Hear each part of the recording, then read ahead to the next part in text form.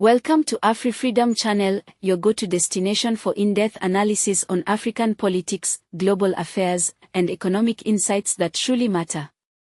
If you haven't already, please like, share, and subscribe to our channel.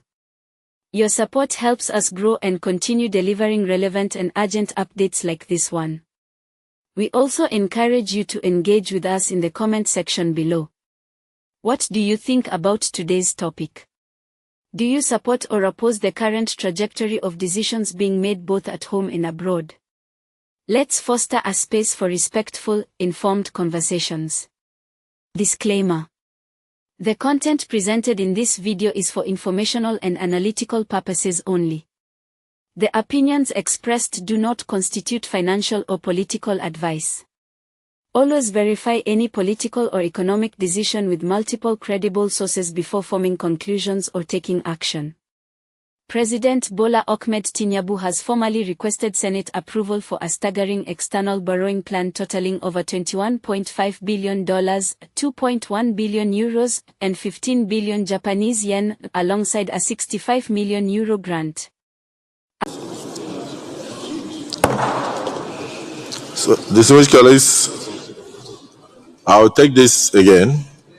We are looking at requests for approval of the federal government 2025 to 2026 external borrowing rolling plan in the total facility and projects and programs under the borrowing plan of $21.5 billion and Japanese yen 15 billion and grant of 65 million euros respectively, and the summary of the breakdown is attached herewith. The Senate, in the light of the removal of the fuel subsidy and its impact on the national economy, approval is sought for the external borrowing plan.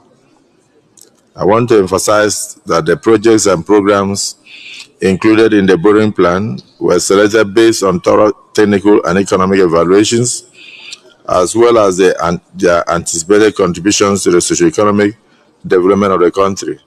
These initiatives aim to generate employment, promote skill acquisition, foster entrepreneurship, reduce poverty,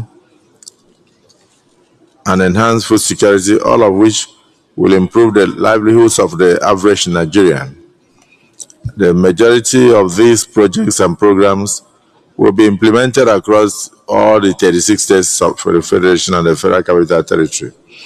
In light of the significant infrastructure deficit in the country and the vast financial resources needed to address this gap amid declining domestic funding, it has become essential to pursue prudent external borrowing to close the financial shortfall. These funds will primarily be directed towards critical infrastructure projects, including sectors of power, railways, healthcare, amongst others. Given the urgent nature of these needs and the importance of stabilizing the economy, it is crucial to seek the consideration and approval of the distinguished Senate for the 2025 to 2026 external borrowing plan. This will enable the government to fulfill its obligations to the Nigerian people through timely disbursements and effective project implementation. While I look forward to the consideration and approval of the Senate, please accept, distinguished Senate President and distinguished Senators, the assurances of my highest regards. Yours sincerely, Bola Ahmed Tinubu, President, Commander-in-Chief, Federal Republic of Nigeria. According to the President's letter to the Senate, these funds are necessary to address the economic fallout from the removal of fuel subsidies and to stimulate national development across critical sectors. But the question that lingers is, at what cost? As we face the reality of a Nigeria still battling inflation, unemployment, and a weak naira, is this level of external debt truly justifiable?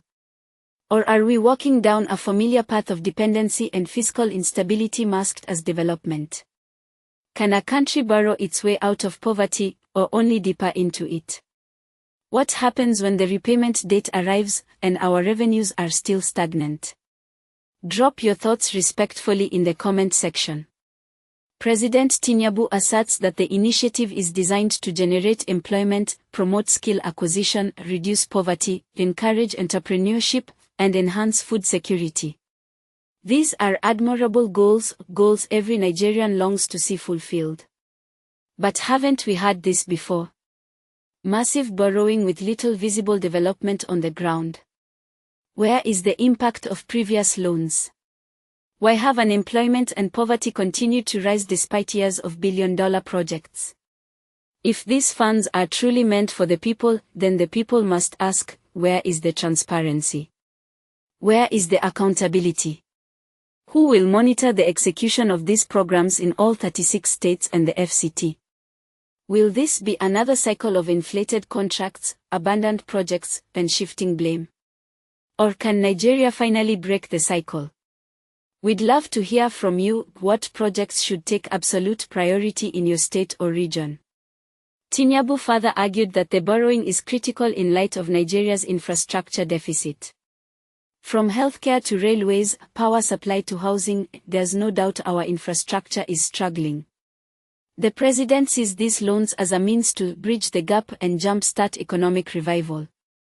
But infrastructure cannot function in isolation from institutional integrity. Will good roads matter if they lead to hospitals without equipment or to schools with unpaid teachers? Can trains run in a nation where electricity is still a luxury? Why is it that a country so rich in human and natural resources must rely on foreign debts for basic public services? Let's also turn our attention to the global stage. Russia has issued a stark warning over the United States' proposed Golden Dome missile defense project, claiming it poses a threat to global strategic stability and may ignite a new global arms race. While this may seem distant, Africa and Nigeria cannot afford to ignore escalating geopolitical tensions. As larger powers posture with weapons and alliances, developing nations like ours are caught in the crossfire politically, economically, and diplomatically. How will this affect global funding availability? What happens when global lenders redirect resources to military preparedness over development aid? Are we prepared for a world in crisis? Or are we still dependent on a fragile international system that may soon be forced to choose sides? These are not easy questions, but they are questions we must ask.